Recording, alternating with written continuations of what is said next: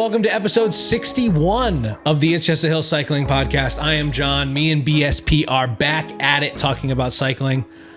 So that was a little new. I threw that episode 61 in the intro. 61. We've done 61 of these. How have you been? I've been okay. Oh, just okay? Yeah. I haven't seen you in person maybe since the last time we recorded an episode. I think that sounds right. Yeah, couple weeks. maybe at least a couple weeks. Couple weeks? 2-3 weeks. How about you? Oh, I'm good. Yeah, fine. You all right? Good. Yeah, I'm good. Okay. Got big life things happening, but we don't need to talk about it on the podcast. Okay. Not until it actually happens, you know? Yeah. I don't need to. True. These people don't need to know. The listeners and viewers will know eventually. Yeah, they'll know what I'm talking about eventually. They'll know and see eventually. Right. They will see eventually. Yeah. But I don't want to open up a can of worms of people asking me questions. You know what I mean?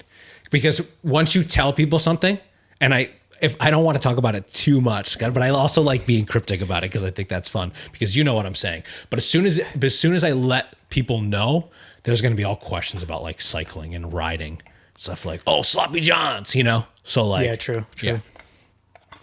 All right. Well, here we are. And that was nice and cryptic, but yeah, I'm good. Don't ask anything. Yeah. Don't fucking ask. Actually, speculate in the comments.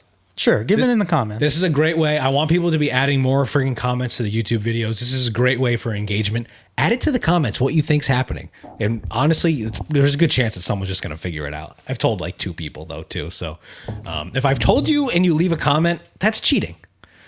Brian, don't leave a comment. If you already know, don't leave a comment. Yes, thank you. I will not comment. Okay, great. I'll just simply like the video. Yeah. Maybe I'll like comments. Can you like comments on YouTube? Can like you comments. Definitely can. Yeah. Yeah, maybe I'll like ones that are getting warmer and warmer. Yeah. And if people want to, detective this shit out. There you go. That's anyway, good. we should move on though. Yeah. How's your riding been going? You been riding? Yeah, I've been riding. Yep. Just kind of the same. Yeah, as last time. Yeah, I would say pretty much the same answer as maybe the past handful of podcasts. Just like shorter rides here and there, a few times a week, anywhere from 45 minutes to 2 hours. Just trying to enjoy my time on the bike. Yeah, you stay healthy. Really nice, and I don't think people will give enough credit. You had a great recovery ride the other day, and it is every time I go for a recovery ride, I think about something that you said, which is perfect recovery ride is 40 minutes. Oh, and you said it once to me, and I don't even know if you still stand by that. We can talk about that in a second, but you said it with such confidence. You're like, actually, you might have even been like, perfect recovery activity, 40 minutes, and I was like, he's right. Not that an hour is bad. Over an hour and a half for a recovery activity. No. That's the absolute max, if you ask me. I see people going on recovery rides on Strava that are 3 hours long. You're lying to yourself. You're lying to yourself. That's not a recovery ride. Even if it's at 100 watts, it's not a recovery ride. It's a different type of ride. It's a different type of ride. Even if it's just a Z1 ride. Yeah, I think the sort of 40 minutes to hour, maybe hour 15, as long as the intensity is nice and low. Yeah. Did you say I went on a nice recovery ride? Yeah, I think just the other day. It was 52 minutes maybe. So it was 12 minutes longer. Unless you hammered for 52 minutes, did you? So, all right, actually, here's the thing. Do you know the ride I'm talking about? I think so. Yeah. Because I've ridden twice this I'll be week honest. so I don't far. look at anyone else's numbers. So I didn't really look at the numbers. I kind of just looked at the time and thought, ooh, this seems like but maybe I'm wrong. What kind of ride was it? Well, so I've been borrowing a hybrid bike from a friend. Oh, okay. For days when I don't feel like kidding up and going on a road ride. Okay, so what are you wearing? Just shorts? Literally what I'm wearing right now. No bibs at all? No chamois? No bibs at all. Ooh, how does that feel? Not great. Yeah, sure. The seat's pretty uncomfortable. Yeah. But it's just like, it's nice to just be so casual. Yeah. I get that. And it's just like, oh, I need a break from work right now, or I just need to like clear my mind for a half hour and just get out on the bike path, maybe hit some of the neighborhoods around my house just to get in a little bit higher heart rate situation. But I've just been like maybe getting out on this hybrid bike for 45 minutes at a time. It's a lot heavier and there's treaded tires on it. Like they might only be like 32 millimeter tires, but that bike feels very different. Sure. Flat handlebars. And I'm just like on the bike path, like working real hard, but not going fast. Yeah. So I think that one probably, I feel like in my mind, I actually probably did think of it as a recovery ride, but just simply for blood flow, even though my heart rate was well above recovery zone. Because I had done just like a dumbbell workout the day before, and with like different types of deadlifts and squats and stuff, and my legs were so sore. Yeah, but I felt like getting on the bike, so I grabbed that hybrid and just went up and down the bike path. And there's a certain type of sore that doing a harder ride helps versus doing a recovery ride helps. Do you know what I mean? Like, I've noticed that, like, I woke up with sore legs this morning and I was like, I should probably just do an easy ride. And I ended up doing like a harder ride because I was a little bit more crunched for time. Yeah. And that was good. That felt good for my legs. I guess it depends on how many days in a row I've gone, you know? Yeah. That like mixing in, and I think that just sort of speaks to like doing this different type of riding, even if it is like on a hybrid bike and it feels casual because you're in sort of civilian clothes.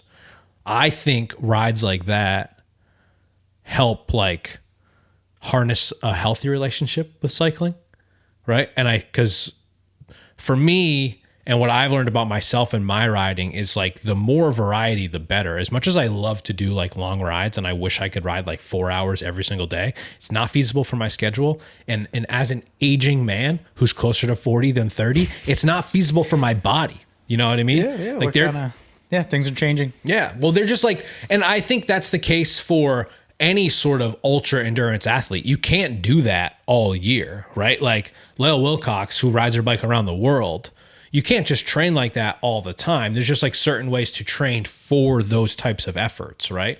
Yeah. And I think, and you know, everyone's different, but to me, like, what kind of bike is this commuter bike? I like love that you're doing this. What kind of, is it just like Bridgestone? Yeah, it's just an REI brand hybrid. It's like one of the city. Because REI just has their own brand now, right? It's just REI Co-op. Yeah. That used to be the Navara brand, which was like the first bike that I got that got me back into cycling. My dad bought Jocelyn and I Novara mountain bikes that were hardtails. That was made by REI? Yeah, those were sold at REI, made by REI before there was like an REI brand bike. It was like their in-house brand. Yeah. And I think they rebranded it to this REI Co-op, which those are nice looking bikes. I feel like they have nice paint jobs. They're always like a nice clean matte paint job. Yeah, the like ones that I've seen. Paint job. I like them. Yeah. I've seen like nice greens, browns, grays. Yeah. My dad has one too. Yeah, nice like earthy. Yeah. Nice have like tones. A mustard colored one, and then like sort of like a forest green colored one, and then like the sort of graphite grayish, and then a black. And but yeah, it's been nice, and I think it's kind of made me want to get one for myself. What kind of group set's on that? Some type of Shimano thing. Yeah. It's not great. Sure. But you know, it gets the job done. You know, Tiagra, like I can that shift. level, like obviously below 105, maybe below that. Yeah. But I mean, it's different because it doesn't have those names because it's not the drop bar shifter style. It's flat bar. So Shimano has. I don't know what the name of it is. So depending on how new the bike is, it might be this thing called Shimano Qs, which is like a brand new, not brand new, maybe about a year old, lower than 105 level of group set that is on flat bar bikes that Shimano provides for those type of bikes. And what it is it's 3 different levels, but it's fully interchangeable. So instead of like, they used to have Tiagra, Sora, and there's one more. There were 3. Claris, thank you. Those are the 3 Shimano, right? Yeah. At one point we used that as a rating system on this show. Yeah. Now it's just called Shimano Qs. And those are all interchangeable. So I wonder if it's something like that. That's been around maybe longer than I'm saying, maybe 2 years now at this point. Yeah, I feel like that bike is probably 2 or 3 years old. Yeah, gotcha. So, but anyway. I do think that's a nice like type of group set for that type of bike that's like user friendly and people can interchange them and all that sort of stuff. But how many rides a week are you getting on that bad boy? Like 1 or 2 or more than that? Yeah, maybe 1 or 2. Yeah. Maybe 1 and then maybe 2 on the road bike. Yeah. But I feel like one of the reasons that I like the idea, and it's what I'm testing out now, that this friend has been so, nice to lend this to me and have it, which I really appreciate. If I only have a half hour or only feel like going out for a half hour or something like that, or literally just spinning around the neighborhood for a few minutes just to get some fresh air. Yeah. and I'm going to go on the bike path, I'm on that bike in regular clothes, Yeah. which means I'm in a very different mental state about the bike ride and going into the bike ride. So I'm less annoyed by if I need to slow down or stop and wait for people to get out of the way, or like notice that I'm coming up behind them or something. So it's just like, this is already just a casual ride to start. And I'm not going to be so bothered by I totally get that. I haven't the other annoyances of being on the bike path. I've only ridden this a few times and it's the same. It does. It just like lowers the stakes. Exactly. Right? Yeah. It lowers the stakes of the ride. Which it's been nice because then I can still, if I have a nice open stretch or if I feel like it, I can work really hard. Get your heart rate up for sure. I can still really get my heart rate up. Yeah. And then not have to go as fast. Yeah. And feel as dangerous or annoyed when I need to stop because I wasn't going as fast to begin with. Yeah. So it's still really good exercise, just in a significantly more casual setting. I don't have to, it's like if I only have a half hour, I don't want to take 15, 20 minutes to, kit up, get the bike, put air in the tires, put my lights on, make sure they're charged. It's so much effort. It'd be like at that point, I'd be spending more time prepping and unloading after than riding the bike. Right. So, but anyway, how about you? What's your riding schedule been like lately? Oh, I feel like I'm getting back into the swing of like progression in my riding. I in the last couple times of the podcast, we were talking about how I was feeling a little bit burnt out, just like there were a lot, or I was feeling like maybe I was going to come to close to burning out. Yeah. And I was realizing that was happening. So I like took a step back and I feel like I did that appropriately. And now I feel reinvigorated to like go and like get a bunch more miles this month and next month. Nice. I was trying to have we're at the tail end of September. I was trying to have it be my biggest month of the year. I don't think that's going to be possible just because of the way that work like happened. I had like these like shoot days in a row where it just did not allow me to ride my bike. But what it did allow me to do is I took 4 days like off the bike entirely. I worked 3 days in a row. I really wanted to ride my bike that Thursday, but I woke up Thursday after like working 3 12-hour days and was just like, I'm done. Like I'm so exhausted. Yeah. And I decided not to ride again. Mm-hmm. And it was such a great decision to just like actually take time off the bike. Yeah. I didn't feel like the next ride was a chore by any means. It was like, okay, I'm excited to ride my bike again. Yeah. And so I also ditched my hourly goal for the year. I was like behind by like 23 hours and I hated seeing that number. And I very quickly was just like, okay, I don't care. Like it was just a thing on Strava that was making me care. As soon as I deleted it, I didn't feel like, and it's been a couple weeks now, I haven't felt like I have nothing to like strive for. That's something that I struggle with a lot is like, why do I ride so much? Like, because I'm not training to race and I'm not training for any specific events, but I do ride my bike like a shit ton. And so I don't know. I think maybe in the future, because I do like to do these events like D2R2 or Greylock, maybe I will like target them in a different way to like be at peak fitness for something like that. Or maybe it is like an ultra endurance thing, which is something that like does really interest me. Like even as the season is winding down, to me, this is like prime time for bike packing season, which to me is like the closest to like ultra type of cycling that I will do because I'll be on the bike for like 8 or 10 hours, on any given day. Yep. And so to me, I'm really itching to do that. And I feel like I haven't done a good job at actually like planning it. And so I think I will sort of like ride to train for efforts like that in the future. Maybe not in the next month or two before it starts to get too cold, but I think that will be sort of my like training plan. I never really follow an actual training plan. I sort of just like do things based on how I feel, right?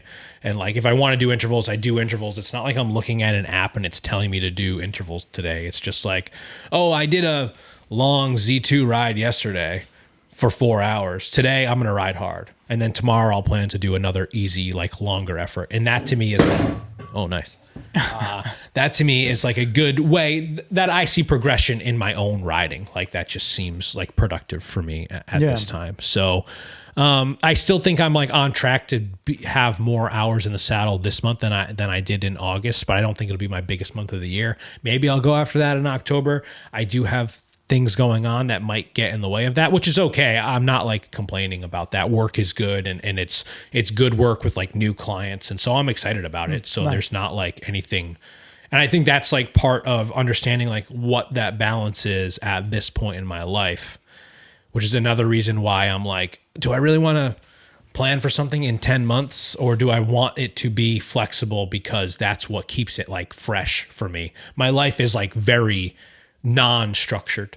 So like, do I want a structure to my training to add structure to my life, or do I want to like sort of what I like to think thrive in the chaos of like all of these different things happening at once? I don't really know. I don't know.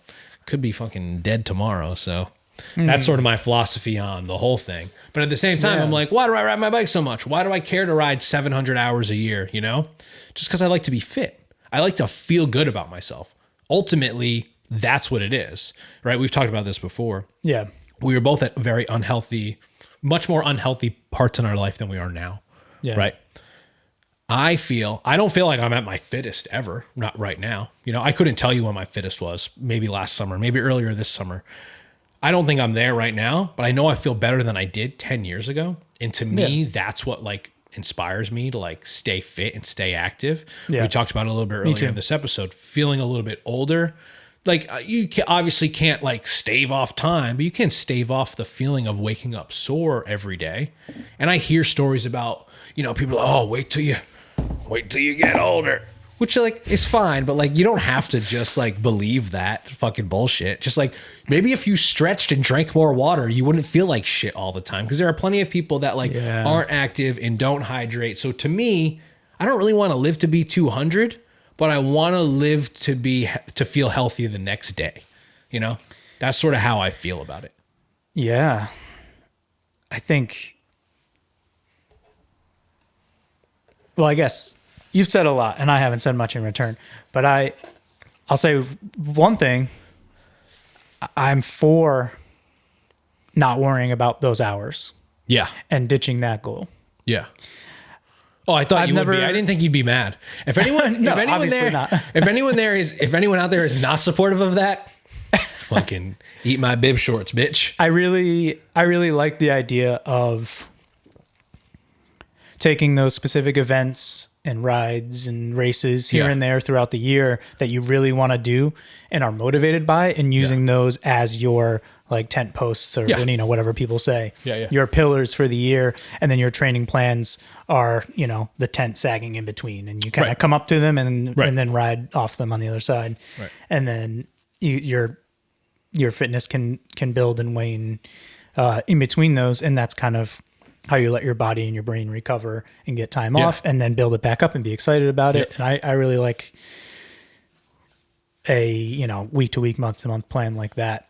It just feels for me more sustainable with, especially mentally, obviously, as well as physically, but just like staying motivated. Cause I know every year that I've been into this, I think about how I don't want to go too hard earlier in the year or in the summer so that I'm not burnt out by the fall when it's going to be really nice to ride. But yet each year I was still doing it. I was still riding too much and getting burnt out. And by the time fall came, I was either hurt or just needed a break. So this year is the first year that it's been pretty different for me. And I'm not even paying for the Strava subscription anymore. I'm only thinking about my weekly hours in terms of like not going a bunch of days without getting exercise.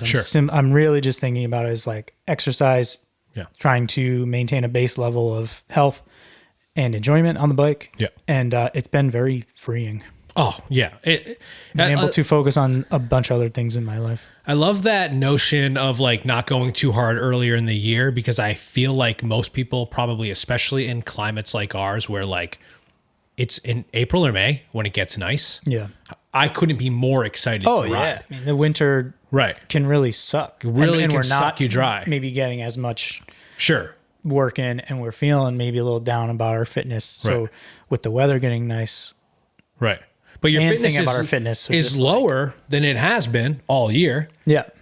Most likely, right? But when it comes to this time of year, it's the exact opposite. But it's the same type of weather generally. To me, as someone who's lived in Rhode Island most of their life, May and October, those are the 2 months. Those are the two like the highlight months for me, especially for riding. May, your fitness isn't the same as it would be in October, because you built over the course of the season. So like, it's funny. I like that you say that, because I think that people probably do go way too hard. They get way too overexcited. I know I've done it in the past. I think I noticed it better this year. And so I decided to be like, oh, you need to chill.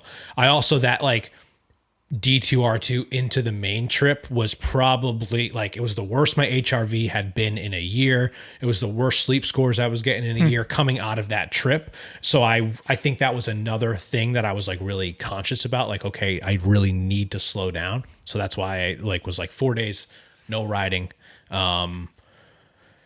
Yeah, because this time of year is great. And to be burnt out at this time of year, especially like with the winter in your rearview mirror, not in the rearview mirror, in the fucking traffic in front of you. What's the opposite metaphor for in the rearview mirror? Windshield. In the windshield coming at you with their brakes on in front of you.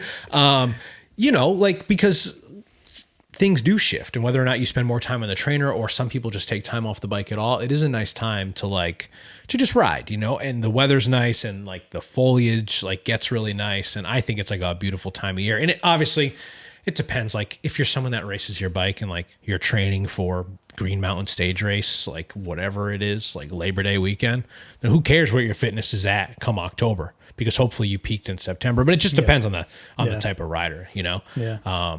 So I'm just wanting to, I think what I sort of sums it all up. I'm just wanting to ride when I'm inspired to ride. If there's a day that I'm not inspired to ride, maybe I just go for a walk instead, or I just do a 40-minute recovery ride. Even if I went to bed saying I'm going to go and do 2 hours and do intervals the next morning, if I wake up and I don't feel like doing it, I'm just not going to do it.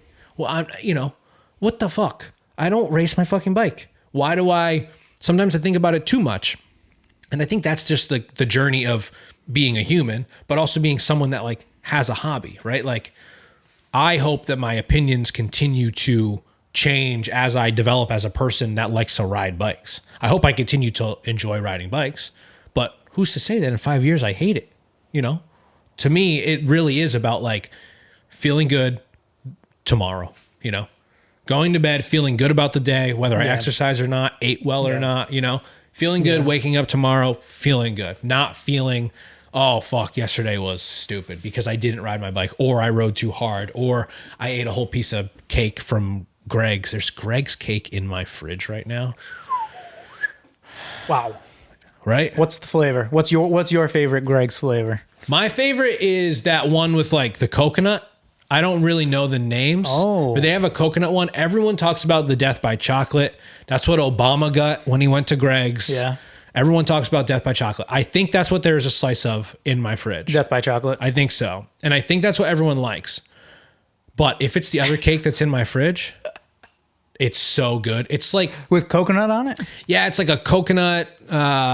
This is so oddly specific to Greg's, which is... We always talk about food, too. We always get sidetracked. Food's important. That's part of the reason... It's my fault as well. No, I'm good. I feel good about this. I should look up what the Greg's cakes are. Do you have a favorite Greg's? Can you explain what Greg's is to the listeners while I look this up? Greg's. Well, first of all, it's Greg's with 2 G's. Correct. I was recently in Scotland. There was a brand there called Greg's, but I believe it was a bank. But it certainly made me think about Greg's. So Greg's here is a local restaurant. Yeah, there small are chain. 3 or 4 locations. Small chain in the Rhode Island area. I don't think there is any outside of. No, they're all Rhode Island. I'm looking at them all right now. Just Rhode Island. Sort of like Cello's. I prefer the food at Cello's, though, if we're really going to get into this. Okay. But Greg's has great cakes. Golden layer cake is what it's called. The golden layer cake, and it is fantastic. It's a yellow cake. Yep. With chocolate frosting. Yep. And there's coconut on the top? Shaved coconut? Shaved. It might just be shaved white chocolate. Oh, maybe it is just white chocolate. And there's also they put a cherry on it crunch cake, raspberry coconut. Okay, I gotta close this. Raspberry coconut.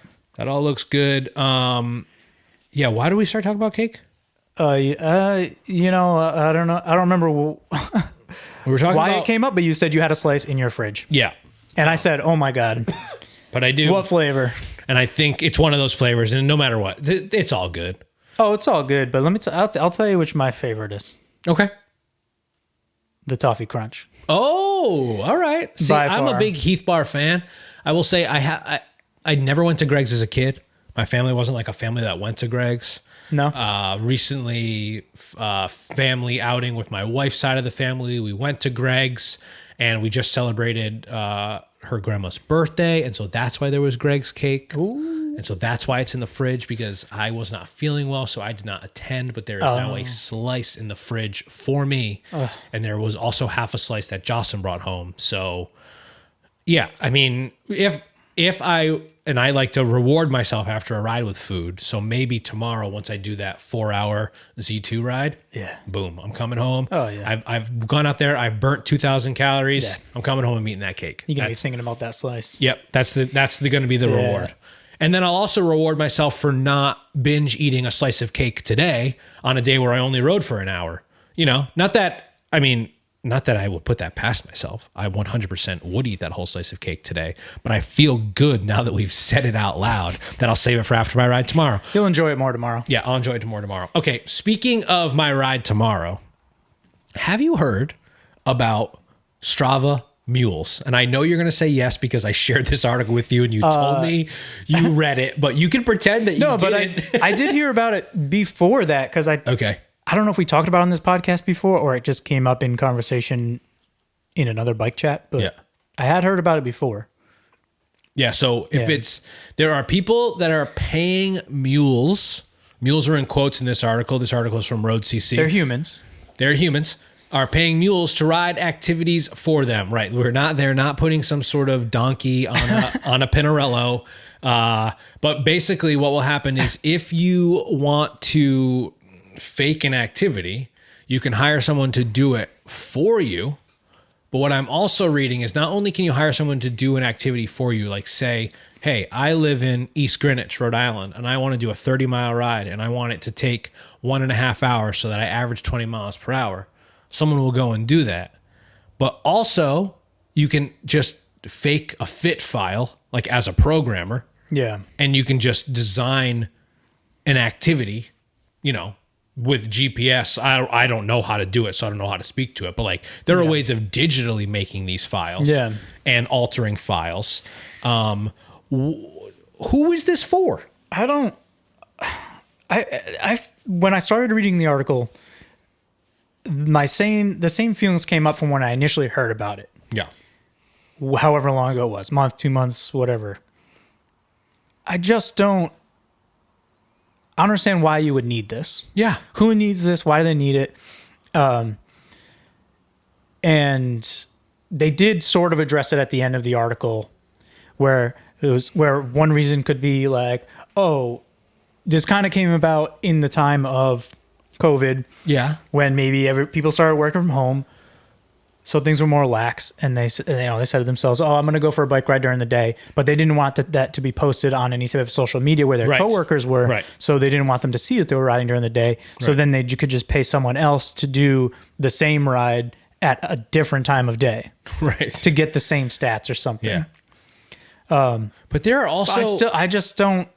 But you could also just go in and edit. Yeah, the time. Yourself, and then something else the article said was talking about like it's all just data, and it's essentially just an Excel spreadsheet of data that's being turned into the fit or whatever file. So if you're a programmer, if you know how to dig into it, if you know how to see what that format is, you could just make your own file and do whatever. But I'm just still so confused as to like if you looked at the raw data for a ride file, it would say start time, and in a 24-hour clock, it would say what that time was.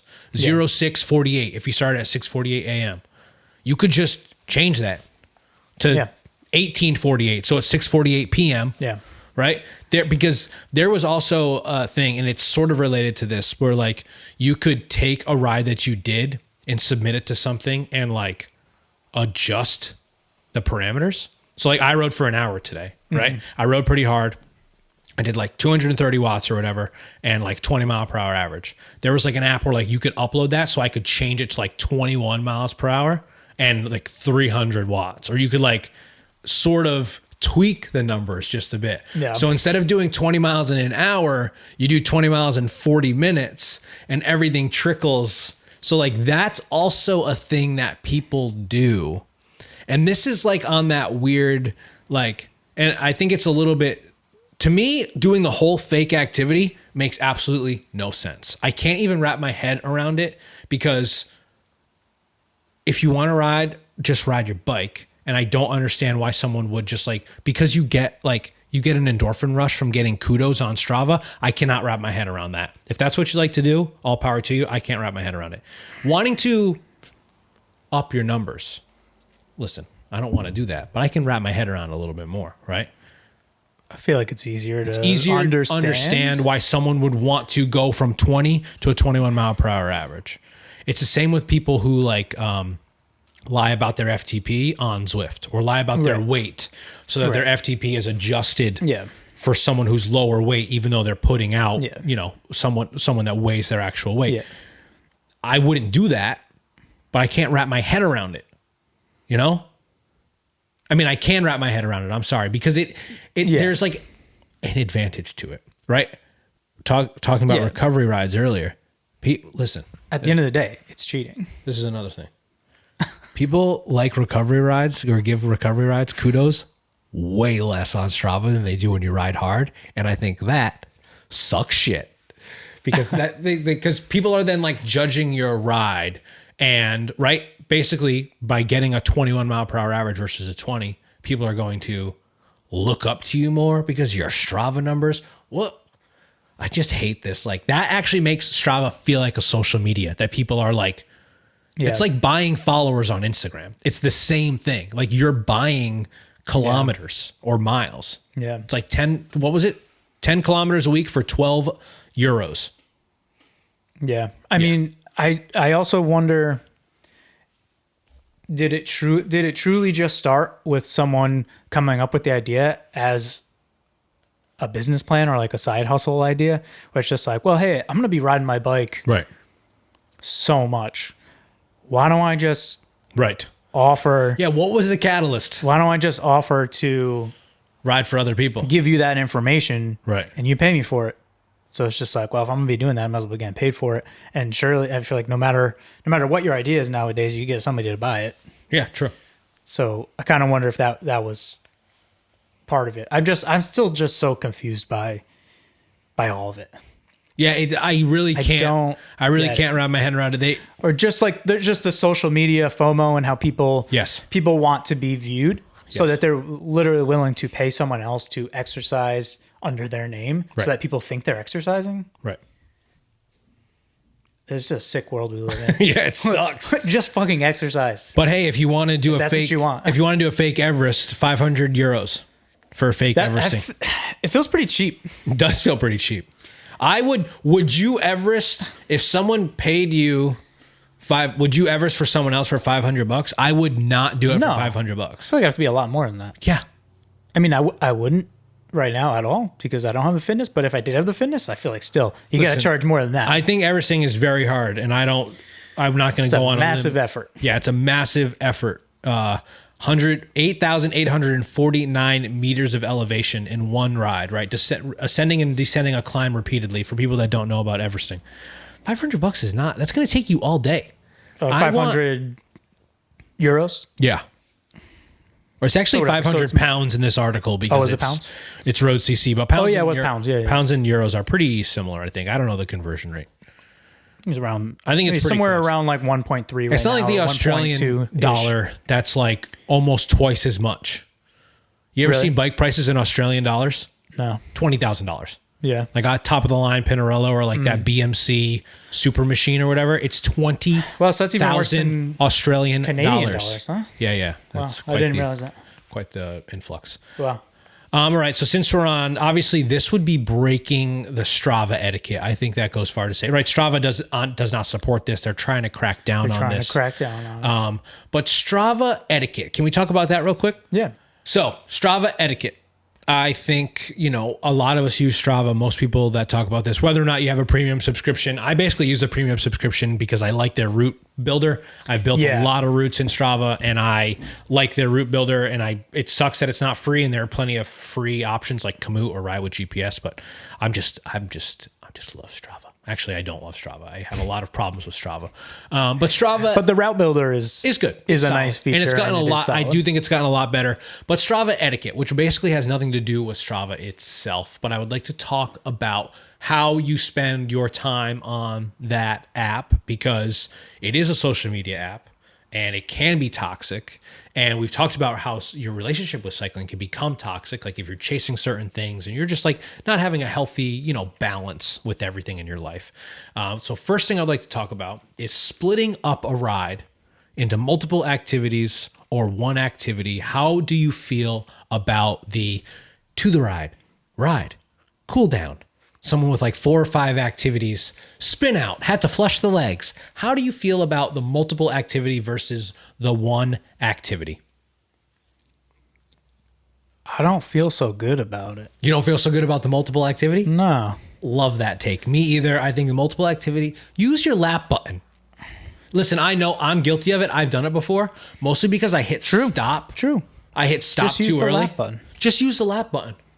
Yeah. And if you're so concerned that your whole ride isn't like, it doesn't show that you did a 230 watt average because you cooled down for 10 minutes and it Right. dropped it by 12 points, Right.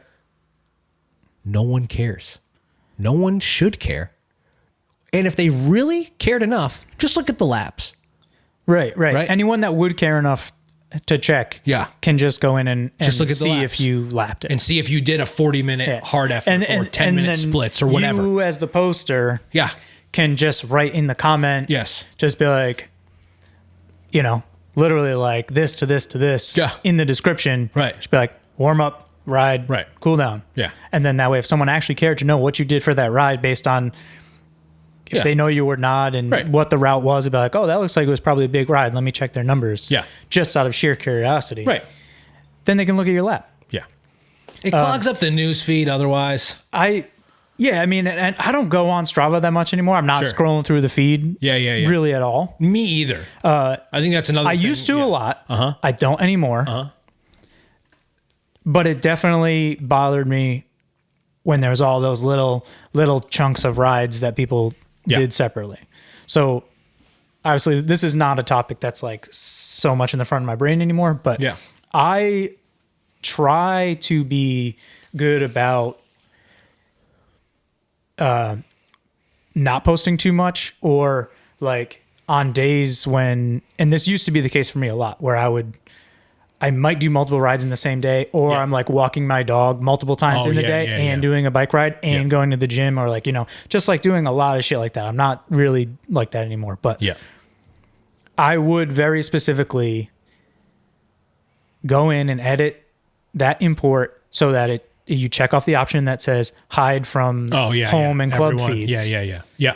So it's just like, my information is still getting on there. So I'm still tracking everything. Yeah. But the only thing, maybe I did a bike ride, walked the dog, and went to the gym. Yeah. The only thing that's going to the home feed is the bike ride. So here's a little hack that I learned from former guest of the podcast, Noah Hallisey. He was like, all my rides, all my activities, when they're uploaded, they're default private. So he said would that to save me time. a couple years ago. I did that right away. So all my activities default private. I do yoga almost every day of the week. I go back and forth of whether or not I make that activity public, That's a good idea. because I want people to understand. I think that might sound conceited. I think that some people look up to me and how much I ride my bike. And I want them to understand that I think yoga is also very important. So by uploading yoga activities, it shows that I think like pliability and flexibility and stretching is just as important as getting on your bike. Yeah. Then sometimes I'm like what you were saying. I don't want to be like pre-ride yoga, ride, post-ride stretch, walk the dog. Like I walk Harry as he's walking around this room right now. I walk him 3 or 4 times a week, and it's always on my watch. And it goes to my Strava still, right. But I don't always make it public because it's like whatever. And I also have that hide map thing, so it doesn't like hide. It shows like hides my activity, like my location. And so if I walk Harry for less than a mile, it's going to hide the whole thing. Whatever. It still shows it in your overall, even if it's private. It still shows it in how you're tracking. If you're using the fitness tracker, if you're using the mileage tracker, hourly tracker for a week, or whatever, it still shows. So I guess that's sort of why I brought this up, because there was there was a time where I would look at Strava all the time. I would look at other people's numbers. I would look at my own numbers. I was making sure I was giving everyone likes. I thought that it was, a productive way to be on the platform, especially as someone that was trying to like grow a cycling club and a podcast and all of that, right? I never look at people's numbers anymore. I hardly even look at my own numbers after a ride. I'm looking at numbers while I'm riding because I'm trying to do intervals or I'm trying to do this sort of pace. So that's what I'm actively doing. But once the ride's over, you can't fucking change it. And so I'm like not staring at what I did for 10 minutes or 20 minutes or whatever. I'm certainly not looking at other people's numbers. I could not give a fuck about other people's numbers. If you want to ride hard, you do, but it's just like, frankly, not even my business. Hide all your numbers. I don't care. But it sort of has made me more of a hermit and has made me like people's things more and give people kudos. And I'm curious what you think the etiquette is for like giving kudos versus receiving kudos. Like if someone, do you feel like you owe someone kudos if they give you one? Do you think that's silly? What are your thoughts on that? Because I've gone back and forth on it. I'm really not sure how I feel about that. Yeah.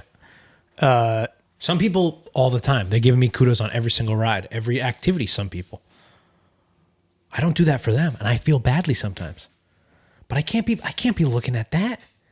I can't be scrolling and liking and scrolling and like that's right. I look at my phone too much already. Yeah, then it's essentially it's like the negatives of other social media platforms like Instagram just tacked on top of your exercise, and it becomes toxic and bad. Yeah. I feel like I don't know where my head was at.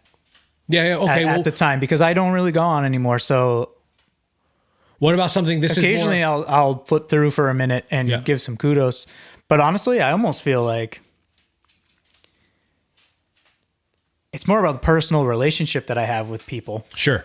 Like I'm not just giving kudos to everybody, even if I don't really know them well or know them at all, which I'm not really following too many people that I don't really know. Like it was the same thing with me in social media. I'm not going to allow people to follow me that I haven't met in person or like have a relationship with. Yeah. So I feel like giving kudos for me was just, or me giving kudos was more just about like showing support for people, putting in the work and practicing their thing, regardless of how hard that effort was. Yeah. Oh yeah. It's like, you're doing it. Good job. I support you. Like, let's support each other. There are people out there, because I notice it when I do a bigger ride or a harder ride, I get more kudos. Yeah. Who's got time for that? That means someone is like looking at your thing and judging my ride and analyzing my ride. Yeah. And so is it worthy of me giving you the thumbs up? I've also toyed with like hiding my numbers. I think there was maybe a 6-month period where I was like, hide all my numbers. I don't think anyone deserves to look at them in the same way that I don't care to look at anyone else's. Yeah. But then like I heard some people being like, oh, well, he's hiding his numbers. And it's like, well, fuck you. I won't hide them then. You can see them because I'm proud of my numbers most of the time, you know? But that also is that like toxic social media, right? The fact that we even have to think about it. Right. Is well, what about, so we talk about following people that you know or not. Yeah. I, generally don't follow people that I don't know. So I'm sorry if I haven't followed you back. I don't follow back all my other followers. That's the next question that I have here. You don't follow back everyone that follows you, do you?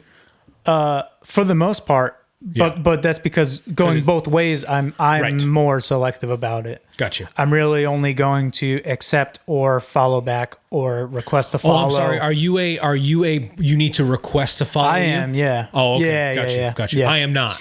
Anyone, because that's the thing. I am trying to like, not that you're not, I mean, you're a big part of It's Just a Hill too. But for me. Oh, yeah, sure. Yeah, I get what you're saying. It's important to be like, available and out there, right? Because I want to grow this club and grow this community, right? I'm honestly not trying to put that on you at all. But for me, fucking follow me all you want, but I might not follow you back, Yeah. And that's the thing too. Like, hopefully, people that I've never met are watching this podcast, and maybe they want to follow me on Strava, Yeah. But like, that's the idea of doing this, is like putting ourselves out there to to grow the way that we think about bikes, because we think it's like an accepting, open-minded way of viewing cycling, right? Yeah. So like but I'm sorry, I'm not going to just follow everyone back. I think it's unreasonable. I think you having your profile is public, Yeah. and anybody can follow you is great. I think that works very well for you and the brand and everything. I guess to be fully transparent, I never thought about that. Yeah. And my profile being private in regards to our brand. Oh yeah. Never thought about that. Yeah. Okay. I just thought about it as like my personal thing, in the same way that Instagram is. It's a private page. Yeah, it's private. Yeah. I'm really only going to follow and let people follow me that I have met in person, right, and feel okay about. Because I mean, not that I can even think of any names off the top of my head, but there are people that I have met in person that I don't follow. Yeah. Oh, same. Oh, I can name a few. There's some people I've met in person that I've blocked. But I mean, not that we have to get into that, but like, no. Yeah, no, it's interesting. It's my choice. Yeah, it's your choice. Yeah, and I 100% respect that choice. I don't need my feed getting clogged up with all people that I don't care about or don't even know. Right. What's the point? Yeah. No, I think that's a great point. Yeah, I only follow people that most of the time that I've met in person or that I've like actively chatted with on Instagram. Because there are some people that I know just through social media that don't live around here. I'll follow them back. I'm better friends with them than I am with some of my like real life friends. You know what I mean? Yeah, that makes total sense. That's how I talk to them. Yeah. Okay, let's move on from the Strava chat because I'm. Hold on. Dark mode, yes or no? No. Yeah, you hate dark mode, right? I'm not the biggest dark mode fan. But you don't like dark mode in general? There's very few apps that I like the dark mode on. So it's not just a Strava thing? No. Because the Strava dark mode is clunky. It's not great. It seems like it was an afterthought of an afterthought. Like it doesn't work well, but I am dark mode on everything on my phone. So no, I'm really not. I feel like the contrast is different for me. Yeah. Like even something like something that was on my mind recently with dark mode, which I can't stand, is Apple News. Yeah. It's all black with white text. Yep. And it's just like my eyes and brain cannot handle it. It's like one of those magic eye things. It's like I'm trying to fucking read an article and everything is just like moving and like not vibrating, but like, whatever you want to call that. Yeah, it's just pulsating. Everything's pulsating and like it's like a negative contrast my brain. thing for I don't get it. Yeah. I can't read this article. It's like I can't see it. That's a personal problem. No, but that's my feelings on dark mode. Okay. You want to talk about Worlds real quick? Yeah. Worlds, the cycling season, pro cycling season's almost done. A lot of great Grand Tours. To me, been quite a year. To me and to Remco, there are only 2 more races left in the year: Worlds and Lombardia. Obviously, there are other things on the calendar. Those are the things I'm most excited about. The Italian classics, there are more than just Lombardia. So there's a lot of fun things sort of happening as the cycling season sort of blows up for the last time, right? But Worlds are this weekend, and I would just like to chat about them real quick. We can just go over some of like the top picks from the men's and the women's, and I'm curious if you have any sort of picks, whether or not you've been following it. So let's talk about the women's first. That is on Saturday. That's September 28th. It is, my goodness, how long is this course? It doesn't say it right on this page. So real quick, top competitors in the women's side: Lotta Kopecky, Demi Vollering, Elisa Longo-Borghini, Mariana Voss, Kasia Nuadoma, Juliette Labousse, Evita Music, Grace Brown, Mavi Garcia, because she's Spanish, and Neve Bradbury. So those are a couple of Australians in there, a couple of Italians, 3 Italians in there. No, a couple of French. Well, I shouldn't be wearing these fucking color-changing glasses while I'm looking at these flags. A couple of French people, a couple of people from the Netherlands. Lotta Kopecky is from Belgium, Longo-Borghini from Italy. Basically, what I'm saying is, the thing with World Championships is it's not their club teams; it is their country teams. Very similar to the Olympics. We both enjoyed the Olympics. I think this race similar, right? Big one-day sort of classic. It's not very similar parkour. I'm curious, of the names that I mentioned, have you thought about Worlds at all? Have you not thought about it at all? Do you just want to know what I have to think? It is 154 kilometers, and it is, of course, it's in Switzerland this year. Worlds are in Switzerland. Yeah. Based out of Zurich. Yes, exactly. Yeah. From Uster to Zurich, that's where they end. And it's I believe it's very similar to the men's race, but the first 60 kilometers are cut off from the men's race. So the women's race actually starts a lot harder. They go into the first big climb a lot sooner than the men really do. Yeah. Any picks of those names? No. I'm gonna say Grace Brown. I would like to see Grace Brown win. She's Australian, and I would like to see that. And it's nice. I do like that they're getting 2 different days, so it's not like back-to-back coverage. Right. It's not like they're races that overlap each other where you have to choose which one to watch. I think women's cycling still has a long way to come to be equal with men's cycling, but I feel like women's sports in general, as someone that just like watched a lot of the WNBA season, way more than I ever have. Wow. They just started playoffs like this week. Oh, really? I think women's sports are, there's still a big discrepancy in terms of like pay and representation and all of that. But I do think that good efforts are being made to be able to broadcast these things and hopefully pay these people like equal wages, over the course of, between like men's and women's fields. So I definitely, I don't want to see a lot of Kopecky. I want to see someone different in the rainbow, true. Honestly, Marianne Vos, I would love to see Vos win this. Maybe she can go off the front. Her and Demi Vollering are both from the Netherlands. So that's like a strong 1-2. I don't know why. I don't really have anything. I don't like what happened to Demi Vollering this year. She said that she was going to a different team. She seemed not to have a lot of support from her team in SD Works, which basically meant she was like racing against Lotte Kopecky and the rest of the team, even though they were teammates. I like to see that like head to head. They are very different riders. Lotte Kopecky, great sprinter. Demi Vollering, maybe the best GC rider in the women's peloton this year. But let's talk about the men's, because I feel like people have been talking about this quite a bit ever since Pog won the Giro and the Tour. That's the triple, right? The triple is not all 3 Grand Tours. It's Giro, Tour, and Worlds. Eddie Merckx did it once, and I knew who did it once before. There were 2 riders that have ever done it, that have won all 3. And Pog could be the 3rd. And top competitors, including Pog, we have Remco, Mark Hirschi is there. Primoz is there on the same Slovenian team as Pog. Binny's there. Jorgensen's there. They have Ben O'Connor on this list, but he shouldn't be. Mads Pedersen, Matthew Van Der Poel, and Adam Yates. The UK team actually seems pretty strong. Both Yates brothers. Pidcock is there, even though his form, I'm not quite sure what his form is right now. What are you thinking? Does Pog run away with this? Does it become competitive? This is why he skipped the Vuelta, right? So he could focus on Worlds. Yeah, right. Yeah. I think it's going to be a really fun race to watch. Yeah. I think that a lot of these teams are very strong. Super strong. I mean, like Swiss team, obviously the Slovenian team. Yeah. Even Denmark team. Yep. British team. I think it's going to be a really good race. I think that I feel like Matthew Van Der Poel is going to have a harder time. Yes. If we're talking about sort of like teams as a whole, and who has the really strong teams and can bring people, over those climbs on the circuit. Yeah.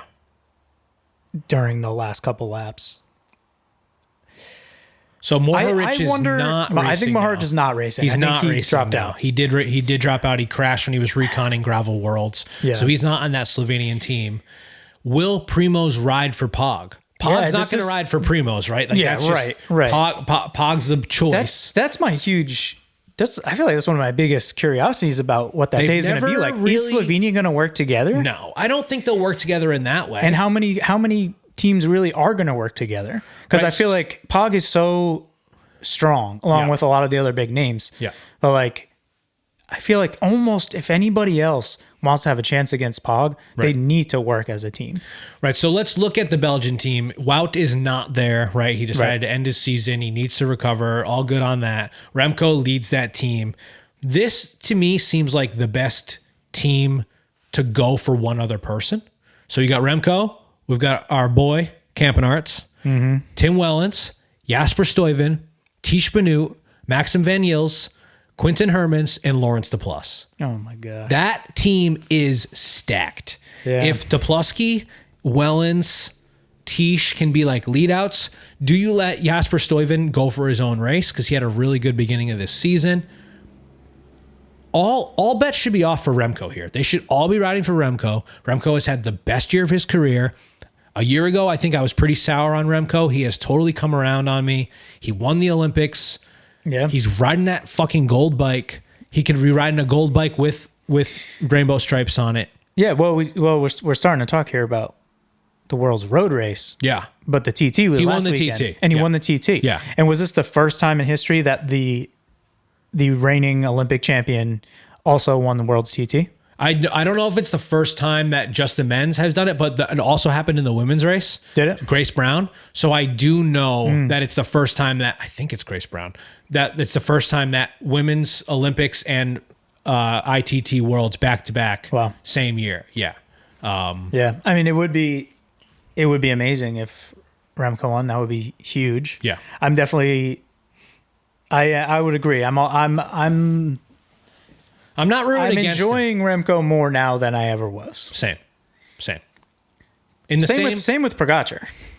I know you've been a Pog fan for a while now. Yeah, so basically... I've taken a little bit longer to come around to him. Obviously, I'm not denying his ability and strength. Oh, yeah, he's dominant. He is the man. But like Mark Hershey, strong rider.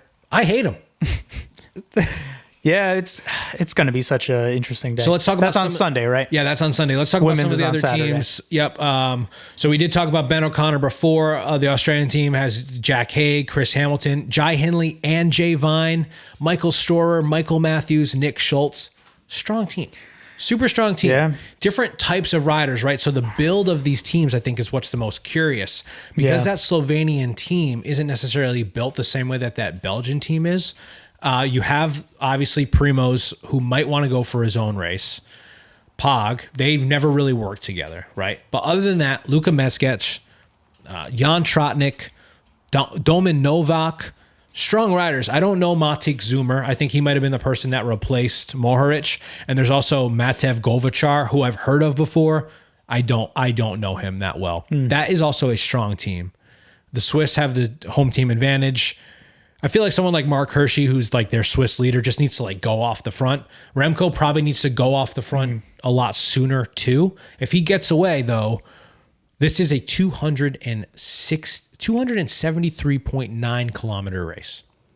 It's almost 300 kilometers. That's a lot of riding. They're going to be out there all damn day. So the American team, we've mentioned Jorgensen, Sean Quinn, Brandon McNulty, Magnus Sheffield. Hopefully he doesn't crash. Nielsen Paulus, he who shall not be named.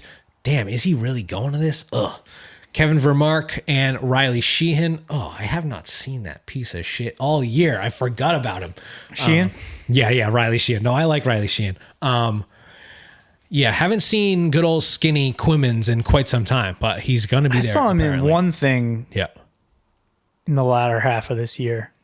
And what the outfit that he had, and But he's not whatever in the kit he American was in. jersey anymore. No, I know, Sean but Quinn I don't know is. what the deal was. I just couldn't believe like Talked about the Great Britain team. his right? helmet and his hair combo Oh, was it's just terrible. like Because he's got that. unbelievable. Listen, I'm sorry that I dislike him so much because I know it's immature and whatever, but and I'm sorry if you own one of these, but that Aero Trek helmet, the one like with like the teardrop at the back, is one of the worst helmets in the peloton. I use the Velocis Trek helmet, which is like their Aero, like lightweight aired. It's a great helmet. I love the way it sits. It's pretty low profile. It's not super mushroomy. It's not that big in the back, but there are these like road adjacent TT helmets, like Trek. They're doing away with the Bontrager name, so no more Bontrager. The Trek Aero helmet. There's like the POC has an Aero helmet too that like just has like two ventilated holes in the front, like one of the pigs from Angry Birds, and is just like teardrop in the back. Cask has one too with like the ear flaps. I've seen Ghana wear it a couple times, but like, hey, if you're a TT person, that's fine, I guess. But I don't like. There's that type of equipment that I personally would not want to rock because like as I love it. I love a good aero position. I like thinking about how aerodynamic I am on the bike and all that sort of stuff. I don't ride an aero bike, but whatever, maybe someday. I can't ride those helmets. These like aero road helmets are whack. Yeah, I hate to go off on a tangent. Who else do we got? Daniel Felipe Martinez is there for Colombia with Santiago Buitrago. The Denmark team, we mentioned Mads Pedersen, but Skelmos is also on that team. Magnus Kort is on that team. Fuglsang, Casper Asgreen, a lot of good riders. Also, France is a pretty good team. I would love to see Alaphilippe win the Worlds again. He's won it twice already, back-to-back. Bardet, Roman Gregoire, Madouas, David Gaudu, Pavel Sivakov. So, yeah, I think it'll be an interesting race. And I'm excited. I'm excited to see a little bit of Ben Healy action. I'm excited to see just action from all these different teams working together in a different way. Yeah, I mean, I like Worlds. I think for me, what's going to make it for me is to see which teams actually work together. Yeah, same. Because it's like the Olympics where you got all these people that are on different teams. Right. Coming together, and they're not really working together. They're all just working for themselves. So it'll be interesting to see who can work as a team, right, and what happens. Yeah, I agree. It's always, I think they also don't have comms, no radios in Worlds. No, I don't think so. I don't think world sanctioned races have comms. So that's another interesting thing, right? Yeah. It's not like someone can be talking to Victor about Remco's effort, whether or not Pog's too off or vice versa, right? Oh, Pog, Remco's 2 minutes ahead or 20 seconds ahead, right? There's no of that. They just have to go to the cars or they have to get time checks from the motorcycles. So that's interesting. Yeah, it's an interesting race. It's an absolute stacked race. There are a lot of riders there.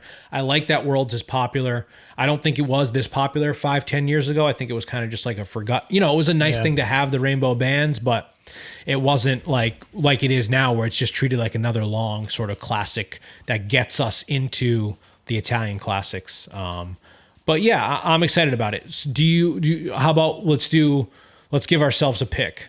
And I'm going to be boring, but only because I've said it's the year of Pog, and I've been saying it for fucking 10 months.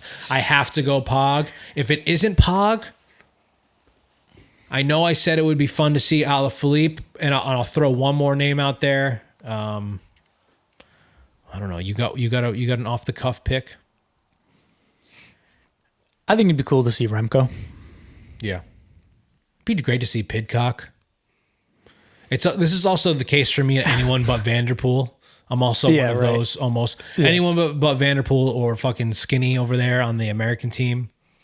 Yeah, anyone else would be fun. Would be super fun. I'd like to see Mads do it. It'd be interesting if Primo's did a right attack and got off the front and he got into it. Who do I want to see wearing rainbow bands with their kit?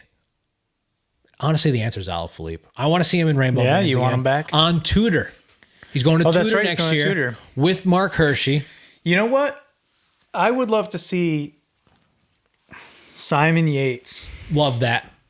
Because he will be on Visma. Simon will be on Visma. So you see Simon in rainbow bands. That would be Visma. Interesting. A rainbow band with the yellow. Not that I really think it would happen, but that would be amazing.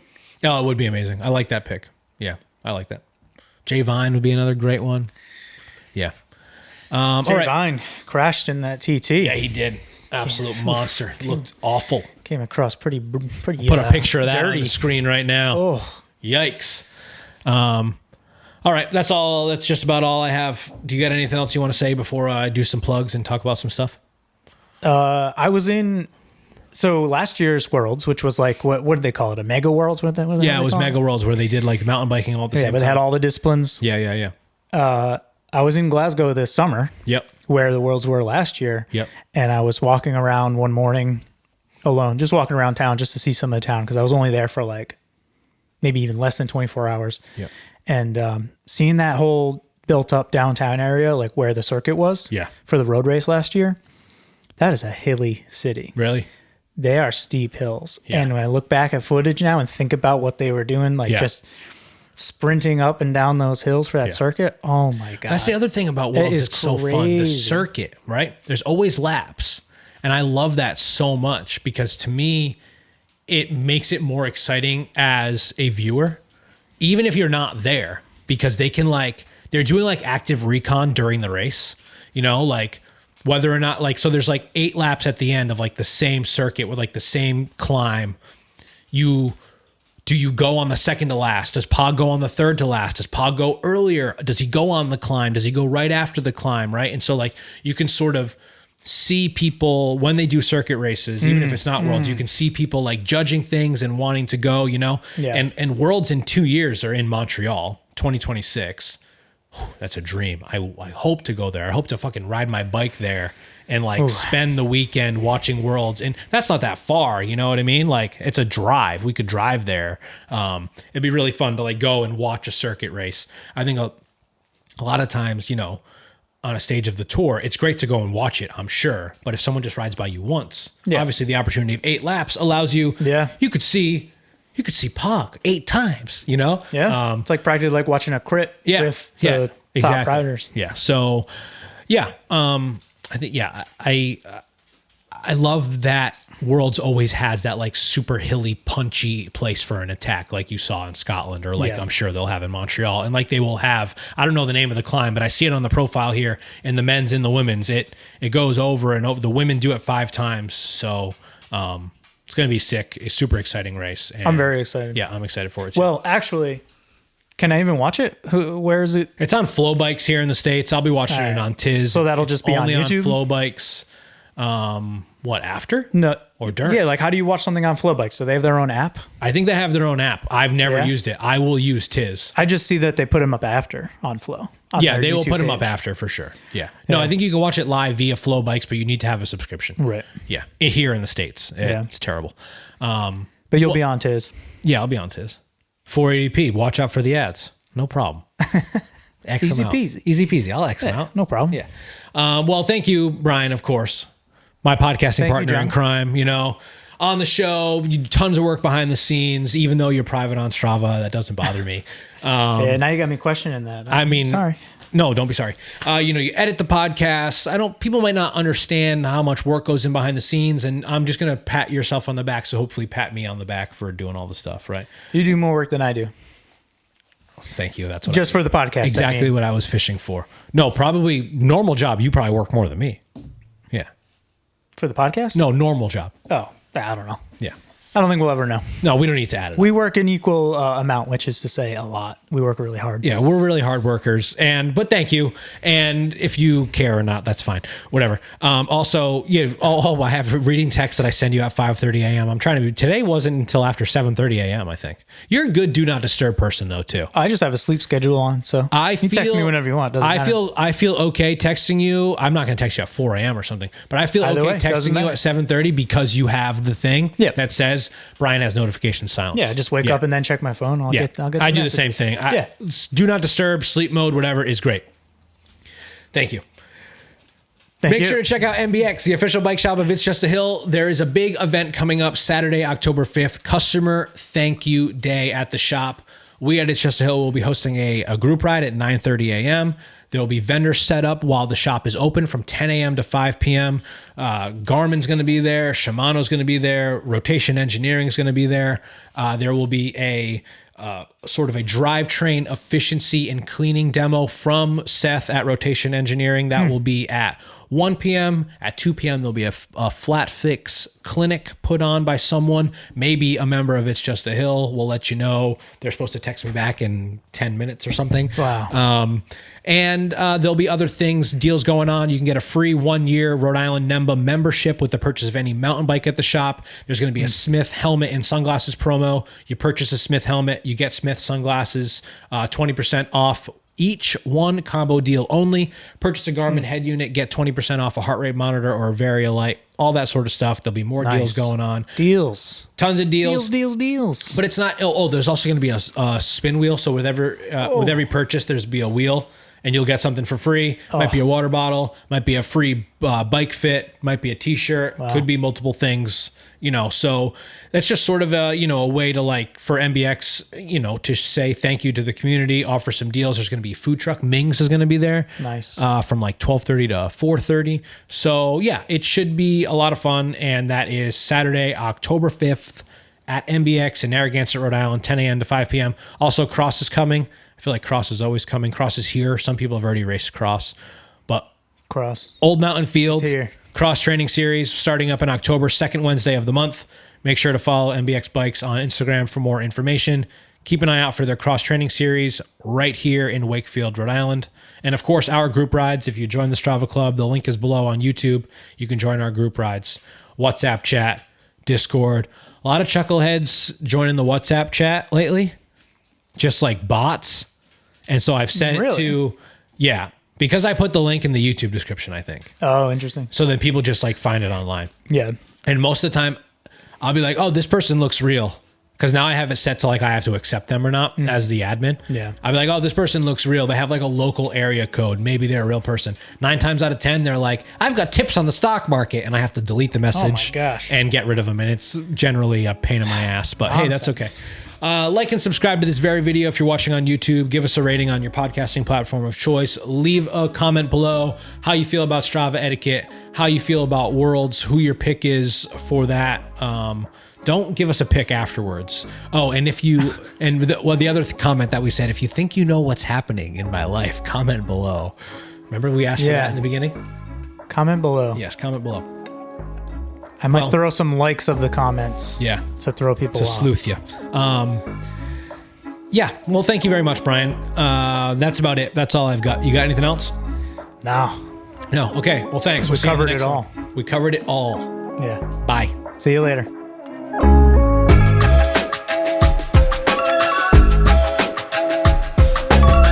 We are It's Just a Hill, a cycling club that promotes inclusion, judgment-free, with no gatekeepers.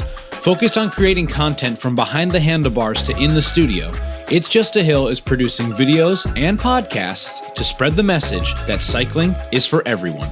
We are focused on reminding everyone that riding your bike can help you overcome any obstacle, because after all, it's just a hill. Decaf left, regular right. Decaf left, regular right. It's very challenging work.